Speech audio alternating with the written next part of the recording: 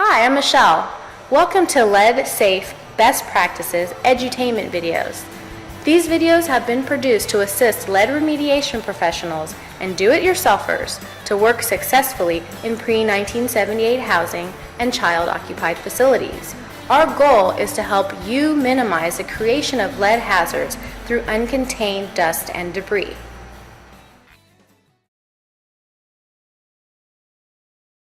Hi, and welcome to Module 7, Record Keeping, where we're going to take a look at some sample forms for documenting and organizing your on-the-job records.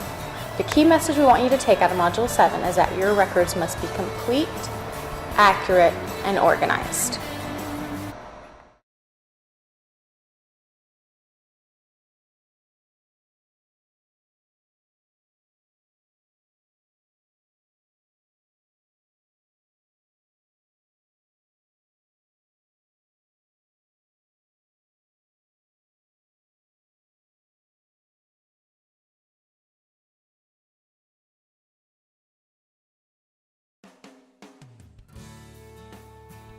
In this section, you will learn about records required for each job. Records must be retained and made available to the EPA upon request for 3 years following completion of a renovation.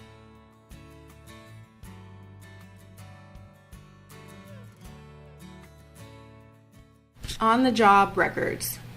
You are required to keep copies of certified firm and certified renovator certifications on site.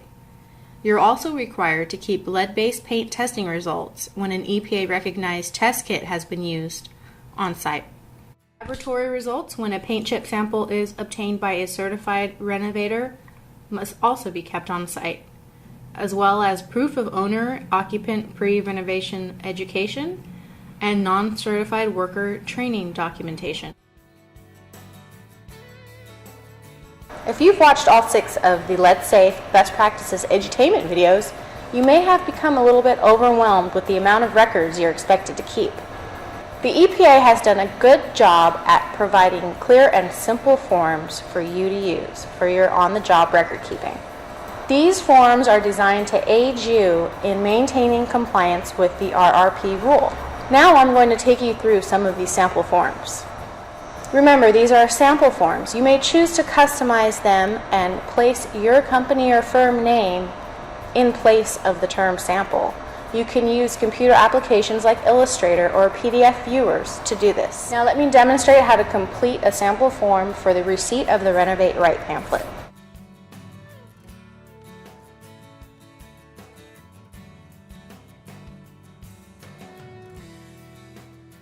Once the owner or resident has received the Renovate Right pamphlet, make sure you obtain the signature, printed name, and date the owner or resident signed.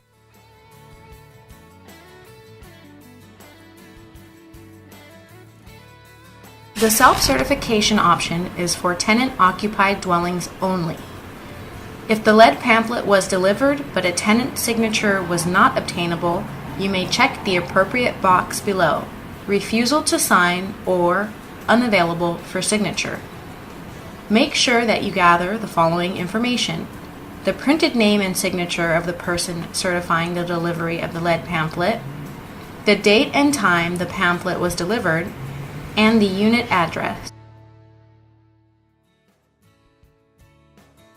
We are now looking at a sample pre-renovation form. This sample form may be used by firms to document compliance with the requirements of the federal lead-based paint renovation, repair, and painting program. Now, when you do a renovation in a common area of a multifamily unit, you are required to post notice.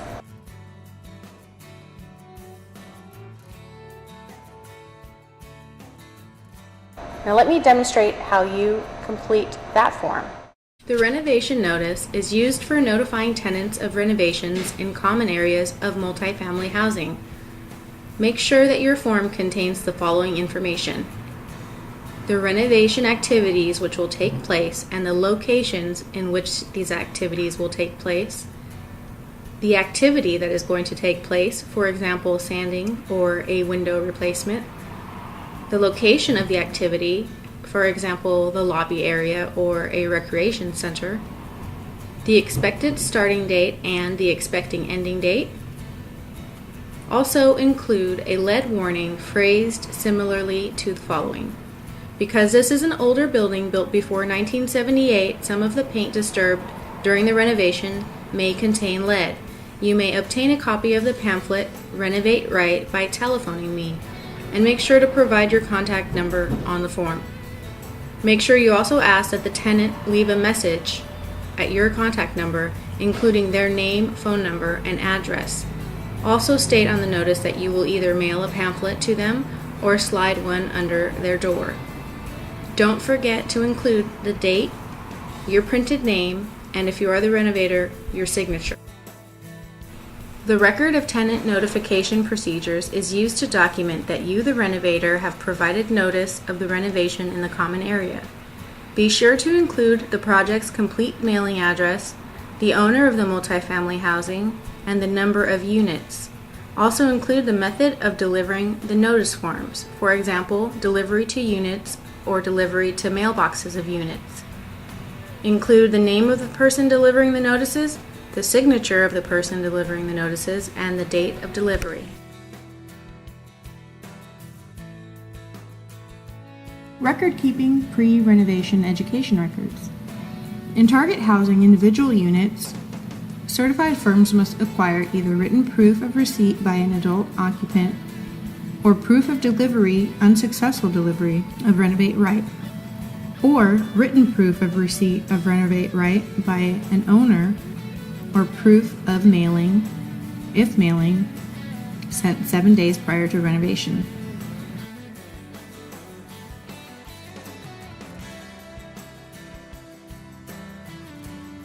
In target housing common areas, there are two options. Certified firms must either provide written notification to each affected unit and make Renovate Right pamphlet available on request, or keep copies or pictures of the signs and notices posted.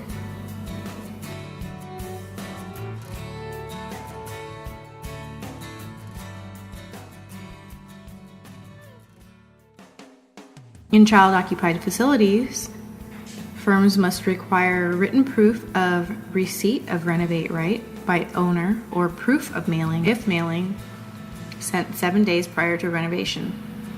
Maintain proof of receipt by owner or adult representatives, or certify in writing that the Renovate Right pamphlet has been delivered to the facility, and keep copies or pictures of the signs and notices posted.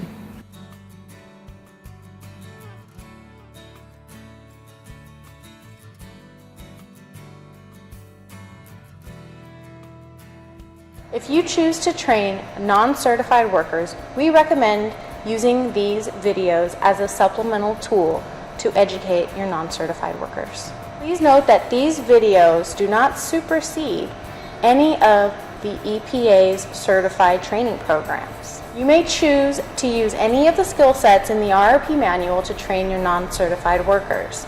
Now let me demonstrate how you would go about documenting that process. When you record non-certified worker training, be sure to include the worker's name, a description of lead-safe work practices the worker is trained to perform, completed and signed skills evaluation checklists, dates of training, and the name and signature of the certified renovator who conducted the training.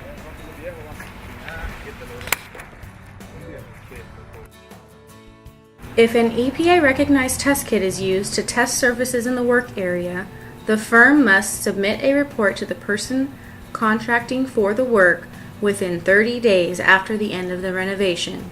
Make sure that that report contains the manufacturer and model of the EPA-recognized test kit, a description of the components tested, the location of the components tested, the results of the testing, and make sure to retain a copy of the test kit documentation form.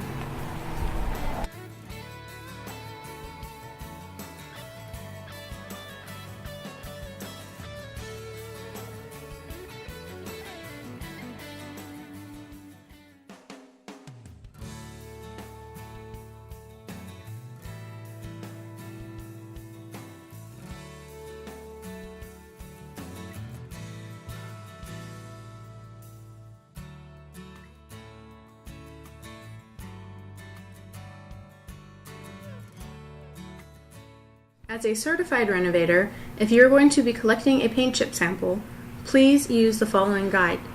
Be sure to include the renovation complete mailing address, and for each sample collected, fill out all of the following information: the sample identifier, the sample collector name, the sampling location, the sampling site description, the date of collection, the sample's dimensions in centimeters, and the sample's area in centimeters squared, an NLLAP recognized entity and location, the submission date, the result, and the result date.